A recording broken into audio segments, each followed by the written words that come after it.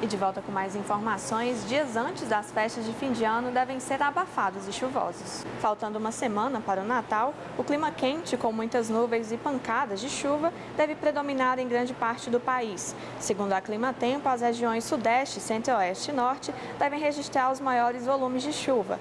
No fim de semana anterior às festas, uma frente fria deve passar pelo país, deixando o tempo instável, especialmente no Sudeste. Após o fim de semana, a chuva tende a diminuir, com pancadas isoladas e de fraca intensidade nos dias seguintes.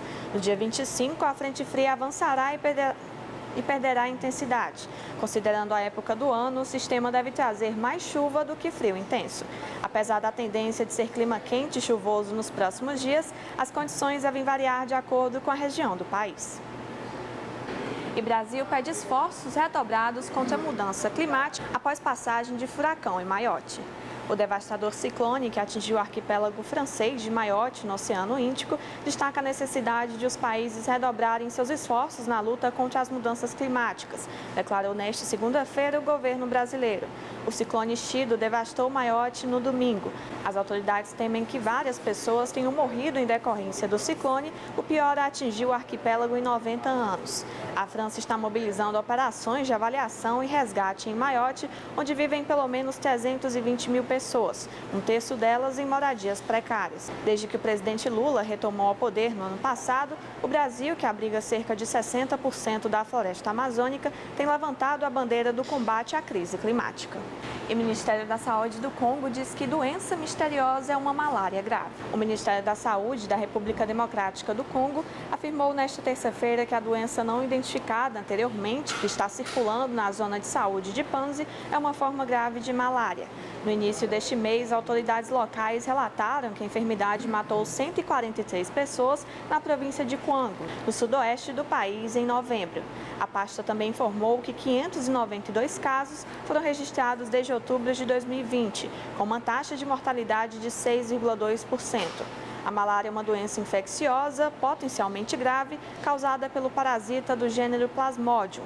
O protozoário é transmitido ao homem pela picada de um mosquito. A prevenção inclui medidas de controle do mosquito, como o uso de mosquiteiros, roupas que protejam pernas e braços, telas em portas e janelas, além de repelentes.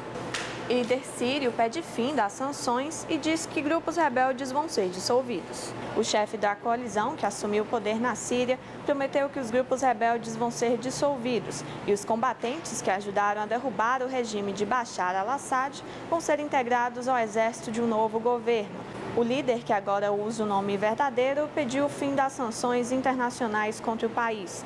Depois de quase 50 anos, o governo do clã Assad, as novas autoridades enfrentam o desafio de unificar um país devastador por 13 anos de guerra e de tranquilizar a comunidade internacional, que começou a estabelecer contato com os dirigentes. A queda de Assad provocou cenas de alegria e alívio após 14 anos de guerra civil, que começou em 2011 com a repressão de manifestações pró-democracia e deixou 500 mil de mortos, além de milhões de exilados.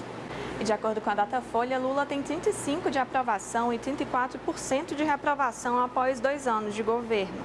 Ao fim do segundo ano, o governo do presidente Lula é considerado ótimo ou bom por 35%, ante 34% que o avaliam como ruim ou péssimo. Outros 29% veem a gestão como regular.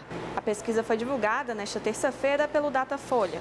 O levantamento foi presencialmente em 12 e 13 de dezembro, com 2.002 pessoas de 16 anos ou mais em 113 cidades. A margem de erro é de 2 pontos percentuais para mais ou para menos.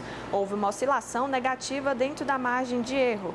Em outubro, 32% avaliavam o governo como ruim ou péssimo. Agora são 34%.